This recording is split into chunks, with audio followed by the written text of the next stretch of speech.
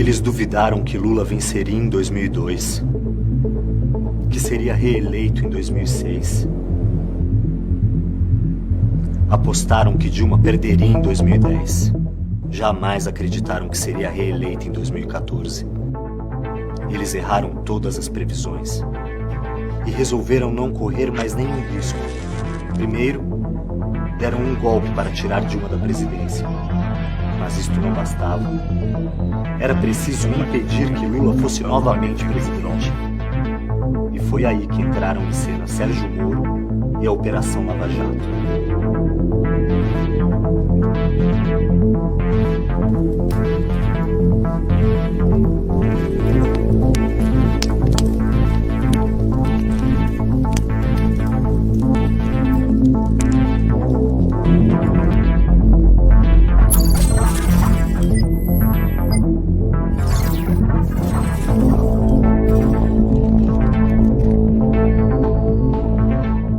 Num julgamento padrão, um lado investiga e se existir um crime, acusa. Aí o outro lado defende.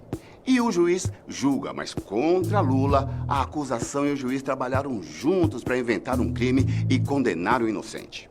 Como não havia provas, foi necessário contar com a cumplicidade de setores do sistema judiciário e da mídia e construir uma farsa que tivesse a aparência de legalidade.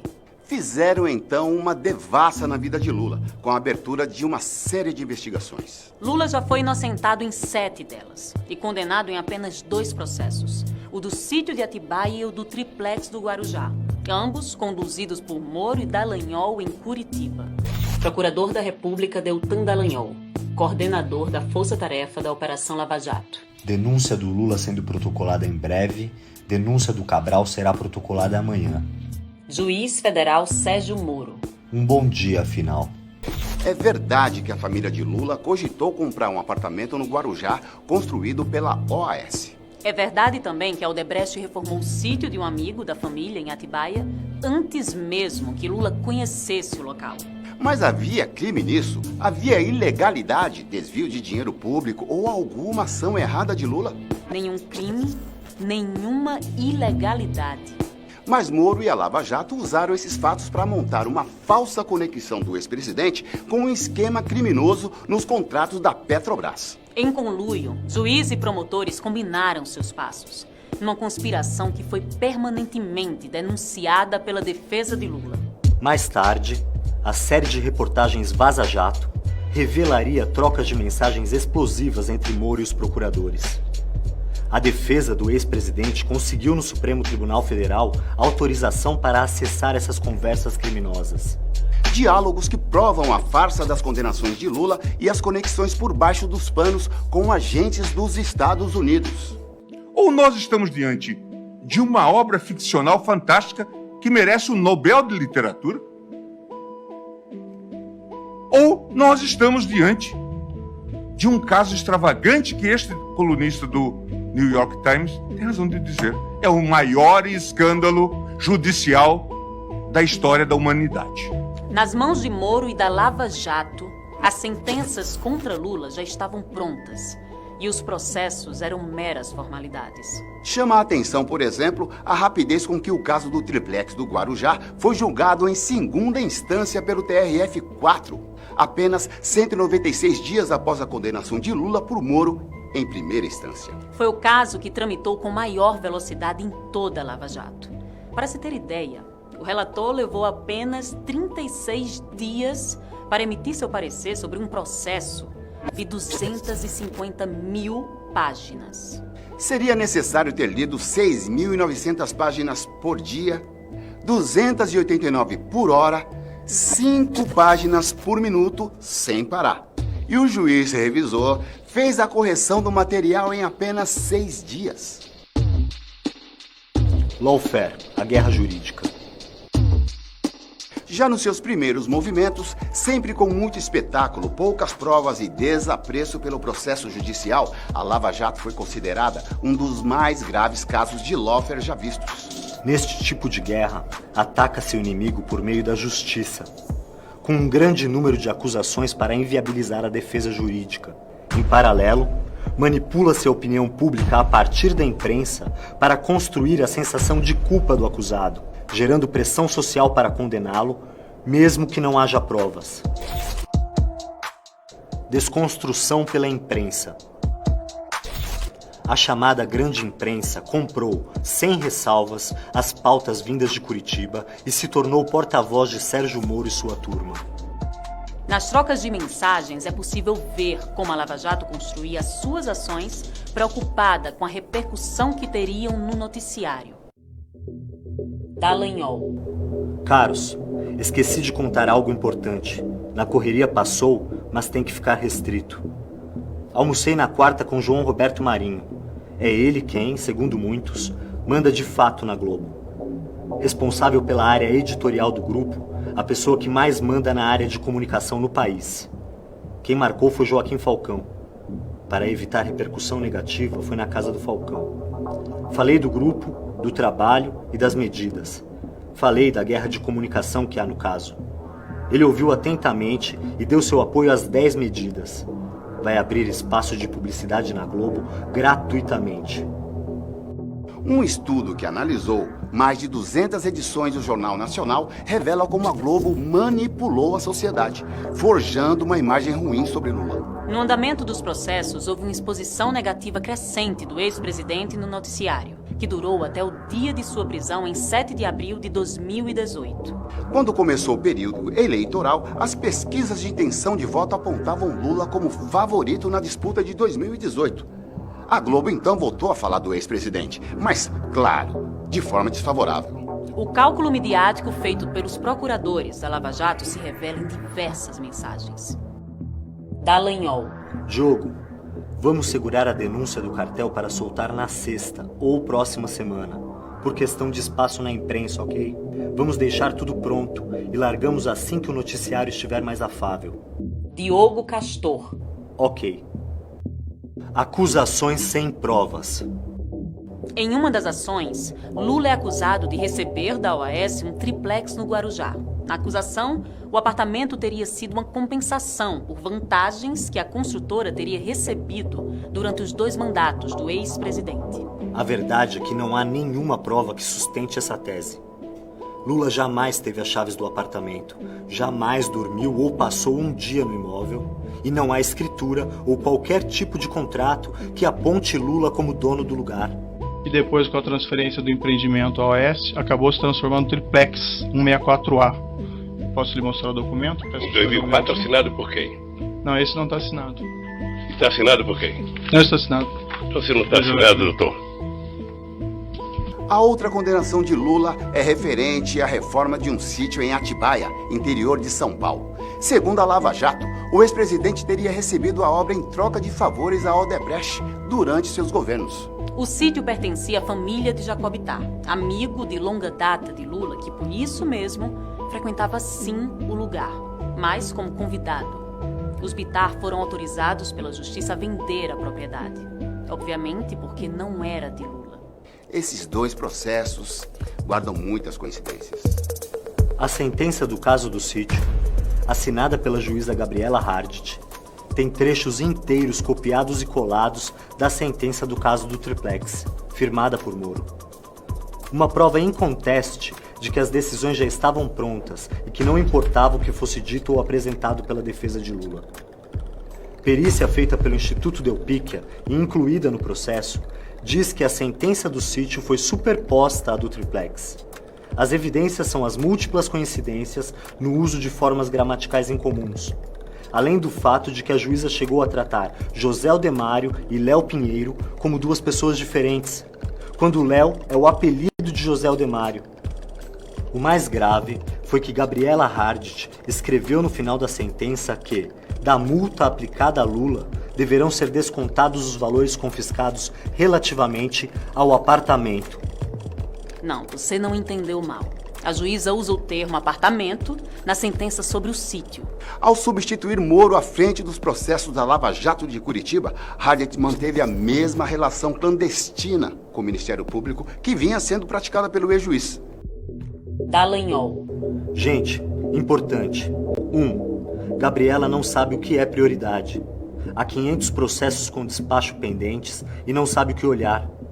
Combinei de criarmos uma planilha Google e colocarmos o que é prioridade pra gente. Quem quiser que suas decisões saiam logo, favor criar e indicar os autos. Prioridade 1, 2 ou 3 e sumário ao lado.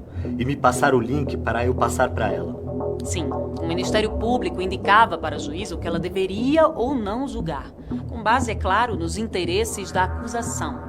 Mais um jogo combinado, mais um juiz que tem lado. Também por isso, a anulação das condenações feitas por Moro deve incluir as sentenças da juíza Harbit. Outro assunto sobre o qual Dallagnol passou a tratar diretamente com a juíza Hart foi a colaboração ilegal dos Estados Unidos com a Lava Jato. Dallagnol. Gabriela não sabe as informações sigilosas. Hoje ela pediu para informarmos em off coisas como a existência de um potencial colaborador nos Estados Unidos, caso Trading, e que o MPF concordaria com o desmembramento do processo. A defesa de Lula e as reportagens da Vaza Jato mostraram que os procuradores receberam ajuda e facilitaram o acesso de agentes do Departamento de Justiça dos Estados Unidos. Tudo sem registro oficial, passando por cima de tratados entre os dois países. Assim, é difícil imaginar uma relação de cooperação melhor na história recente do que a que temos entre o Departamento de Justiça dos Estados Unidos e o Brasil. O relacionamento íntimo entre o Departamento de Justiça e os promotores brasileiros, não dependemos apenas de procedimentos oficiais, como tratados de assistência jurídica mútua. O processo contra a Petrobras em solo norte-americano resultou num acordo para encerrar o caso que custou 4,5 bilhões de reais à estatal brasileira. O combinado previa ainda que uma parte desse dinheiro, 1 bilhão e 250 milhões de reais, iria para uma fundação controlada, sabe por quem? Bingo! Pelos procuradores da Lava Jato. Delação armada de Léo Pinheiro. Outra coincidência. Nos casos do sítio e do triplex, as acusações contra Lula são baseadas em depoimentos de testemunhas que tinham muito interesse em dizer aquilo que o Ministério Público queria ouvir. Em troca de suas revelações, recebiam benefícios como a redução de pena e o direito à prisão domiciliar. Um exemplo claro de como essas delações eram construídas é o caso de Léo Pinheiro, ex-presidente da construtora OAS. Condenado em primeira instância a 16 anos de prisão, ele aguardava em liberdade recurso do seu caso no TRF4, mas temia perder e ser preso. Léo Pinheiro já havia dado 2 depoimentos para a Lava Jato. E nenhum deles incriminou Lula. Mas os procuradores não estavam satisfeitos. O procurador Roberson Pozzobon revelou os bastidores de como a armação em torno do depoimento de Léo Pinheiro foi construída. Roberson Pozzobon. Na última reunião, dissemos que eles precisariam melhorar consideravelmente os anexos. Eles falaram que melhorariam e os trariam hoje. Como prometido, Léo Pinheiro melhorou sua versão. Ao incriminar Lula, obteve 70% de redução de sua pena, passando de 16 para 3 anos e meio de prisão e trocando o regime fechado pelo semiaberto. Essa delação serviu ainda para garantir que Moro mantivesse sob seu comando os processos contra Lula por uma simples menção de Léo Pinheiro a contratos aleatórios da Petrobras. E pasmem, o próprio Moro reconheceu em sua sentença que Lula não se beneficiou dos desvios da Petrobras. É por isso que Deltan Dallagnol estava tão preocupado em dar ares de normalidade para o depoimento de Léo Pinheiro. Dallagnol. Caros, acordo do OAS. É um ponto pensar no timing do acordo com o Léo Pinheiro. Não pode parecer um prêmio pela condenação do Lula. Dallagnol. Fiquei aqui pensando e acho que a defesa de Lula vai cair matando se fizermos agora o acordo com a OAS. Ainda mais quando sair o pedido de absolvição a cargo de Ivan Marques, procurador, dizendo que Lula está sendo indevidamente utilizado para se obter acordos indevidos. A delação premiada de Léo Pinheiro era a única tábua de salvação a qual o Ministério Público poderia se agarrar. As outras testemunhas-chave nos processos da Lava Jato negavam categoricamente que o Lula tivesse cometido qualquer crime, para o desespero de Moro e sua turma. algum outro agente político de que o senhor se lembra? Que o senhor tenha tratado sobre este assunto nesse período? Não, senhor. Portanto, tampouco com o senhor Luiz Inácio Lula da Silva? Jamais, nem o conheço. O senhor teve por essas fontes alguma informação de que havia pagamento de propina, ou promessa de propina, ou solicitação de propina por parte do então presidente da República, senhor Luiz Inácio Lula da Silva?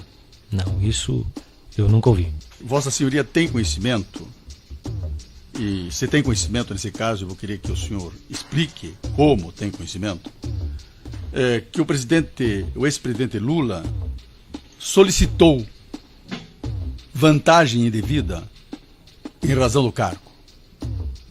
Não tenho esse conhecimento. Muito bem. Eu nunca tive intimidade com o presidente da República, o presidente Lula. Primeiro que eu nunca tive nenhuma reunião, eu só com o presidente Lula.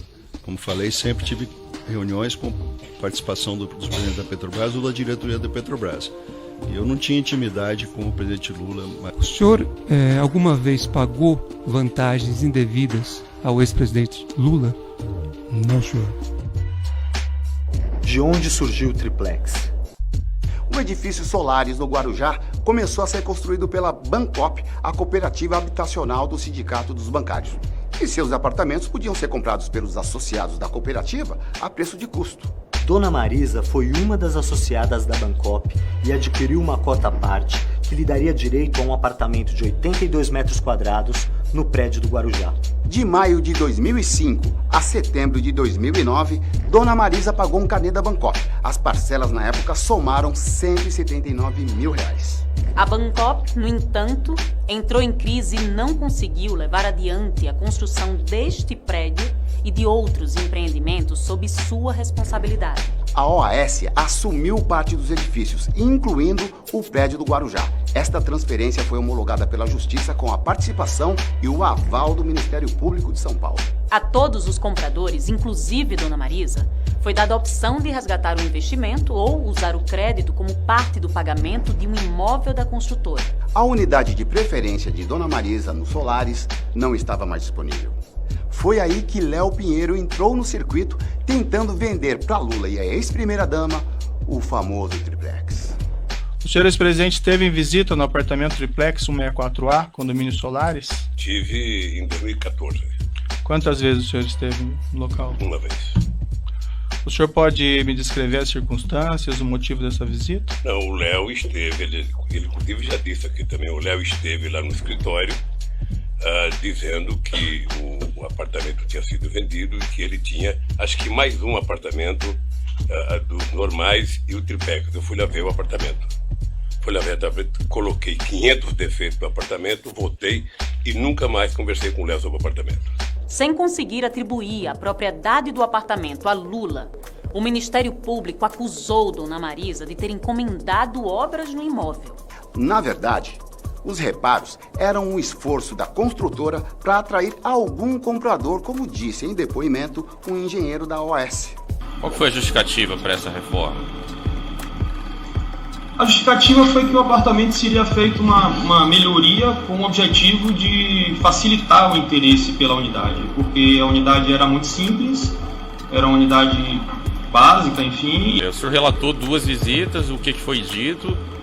Posteriormente, em algum momento, foi dito que aquele imóvel era destinado ao ex-presidente Lula, sua esposa Marisa Letícia? Não, aí só as especulações de mídia, mas internamente não. Internamente, dentro da construtora, o senhor não ouviu? Ele acabou de dizer que não. Não. A Lava Jato diz que a OAS presenteou Lula em 2010 com o triplex do Guarujá. Mas como o apartamento nunca foi de Lula, jamais os procuradores conseguiram provas. Um ano antes, a construtora entrou em recuperação judicial. Na lista da massa falida estavam o triplex e outras 3 unidades do edifício Solares que não foram vendidas. O apartamento também era garantia de uma operação financeira da OAS. Ou seja, para dar o apartamento para Lula ou a qualquer outra pessoa, a construtora precisaria pagar o valor do imóvel ao banco, para então retirá-lo da operação financeira. Moro, na realidade, confiscou o apartamento da massa falida da OAS e mandou desfazer o contrato de garantia. A defesa do ex-presidente entregou a Moro todas as comprovações de que o apartamento teve seus direitos ligados à Caixa, mas que nunca foi de Lula. Em mais um episódio de parcialidade, Moro rejeitou as provas e seguiu firme em seu objetivo de condenar Lula e tirá-lo das eleições de 2018. Em sua sentença, Moro afirma que Lula praticou atos indeterminados a favor da construtora. Ou seja, nem Moro nem o Ministério Público souberam dizer o que Lula teria feito para beneficiar a OAS. Em 2019, a Justiça reconheceu que a família de Lula tinha pago as prestações, não recebeu nenhum apartamento e determinou a devolução do investimento. A farsa do sítio de Atibaia. A máquina de fabricar crimes não parou por aí. No caso do sítio de Atibaia, a condenação injusta de Lula também foi fruto do malabarismo de Moro e da Lava Jato. Lula e Jacob Ittar, pai de Fernando, dono do sítio, são amigos desde 1978, quando Jacó era presidente do Sindicato dos Petroleiros de Campinas e Lula era presidente do Sindicato dos Metalúrgicos do ABC. Jacob Ittar. Nos tornamos grandes amigos e nossas famílias convivem intensamente desde então. Frequentei muito a casa do Lula com a Tereza e com os meus filhos, assim como ele, a Marisa e os filhos frequentaram a minha casa, tendo o Fábio chegado a morar comigo algum tempo em Sousas. Tenho os filhos do Lula como se fossem meus próprios filhos, e sei que ele tem o mesmo sentimento e relação com meus filhos. Em 2009, Jacob Ittar foi diagnosticado com mal de Parkinson. Ficou deprimido e quase não saía de casa. Lula estendeu a mão para o velho amigo. Jacob Ittar. O Lula e a Marisa insistiram para que eu fosse passar alguns períodos com eles no Palácio do Planalto e na Granja do Torto. Cheguei a ficar alguns meses por lá e a Marisa foi muito dedicada em me ajudar. Ela cuidou da minha medicação pessoalmente e sempre tentou me animar. Jogávamos baralho e, após algum tempo, caminhávamos juntos. Por causa do quadro de depressão que tive e do mal de Parkinson, passei a não querer ficar muito tempo sozinho. Os Bittar decidiram, então, comprar um sítio para reunir a família e amigos próximos. O sítio de Atibaia foi comprado em 2010 com o dinheiro que Jacó recebeu de uma indenização. As famílias de Lula e Bittar passaram juntas o Réveillon de 2010 para 2011 no Forte dos Andradas, litoral de São Paulo. De lá, todos seguiram para o sítio. A partir daí, as duas famílias começaram a se reunir com bastante frequência na propriedade de Bittar. Lula, já ex-presidente, era convidado de honra. Senhor ex-presidente, o senhor tomou conhecimento que o Boulay efetuou as obras no sítio, no Atibaia? Não. Não tomou em nenhum momento? Não. Mas com relação à reforma da Odebrecht, que segundo eles foi 700 mil, o senhor não sabe dizer nada. Eu não sei porque eu nunca discuti e ninguém tinha obrigação de discutir comigo, nem sítio, nem obra. E que quando eu conheci o sítio, já foi no dia 15 de janeiro de 2011, sabe, que não tinha mais obra para fazer. A Lava Jato nasceu em 2014 com a promessa de ser a maior operação de combate à corrupção e lavagem de dinheiro do Brasil. No estalar de dedos, juízes e promotores passaram a ser tratados como heróis nacionais. Mas a euforia baseada numa farsa não duraria para sempre. Em 2019, o escândalo da Vaza Jato escancarou aquilo que já se sabia. Moro e a turma de Curitiba tinham mais vocação para vilão do que para herói. Em mensagens trocadas pelo celular, eles conspiravam e atropelavam qualquer regra jurídica para alcançar o maior de seus objetivos: prender Lula. E quando esse dia chegou, eles vibraram. Dallagnol. Meu caneco, não dá nem para acreditar. Melhor esperar acontecer. A Lava Jato cumpria então a sua principal missão. Em 7 de abril de 2018, tinha início a mais longa prisão política de Lula. A verdade sobre suas condenações só viria à tona com Bolsonaro já eleito e Moro ministro. E o barco da Lava Jato começou a afundar.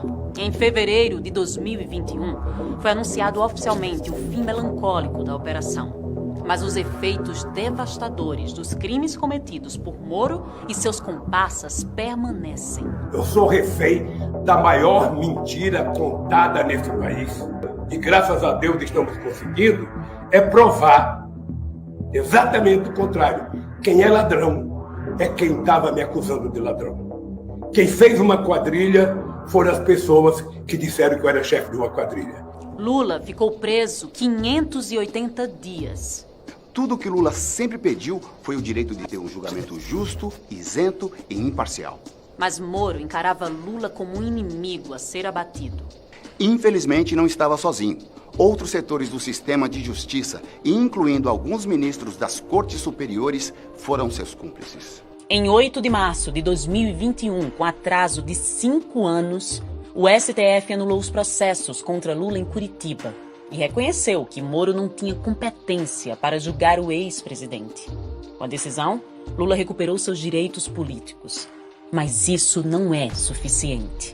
É uma decisão com forte lastro jurídico e amparo em precedente do próprio plenário do Supremo Tribunal Federal, mas que não vai reparar esses danos que foram impostos ao ex-presidente e, insisto, ao nosso país. Nós vamos continuar brigando para que o Moro seja considerado suspeito, porque ele não tem o direito de se transformar no maior mentiroso da história do Brasil e ser considerado herói por aqueles que queriam me culpar. O STF tem nas mãos a oportunidade histórica de corrigir seus erros e, mesmo que tardiamente, fazer justiça no julgamento da parcialidade de Sérgio Moro nos processos contra Lula. Com a suspeição reconhecida pela Justiça, a expectativa é a de que as condenações nos casos do triplex e do sítio sejam anuladas. Os processos voltem à primeira instância e tenham tratamento justo. E para que a justiça se cumpra, não podem haver soluções intermediárias. Lula precisa estar livre por inteiro. Desistir. Jamais. A palavra desistir não existe no meu dicionário. Anula a STF. Lula livre. Ninguém vai me impedir de festejar, vendo ele voltar pra gente. E o riso que tentaram abafar vai gargalhar.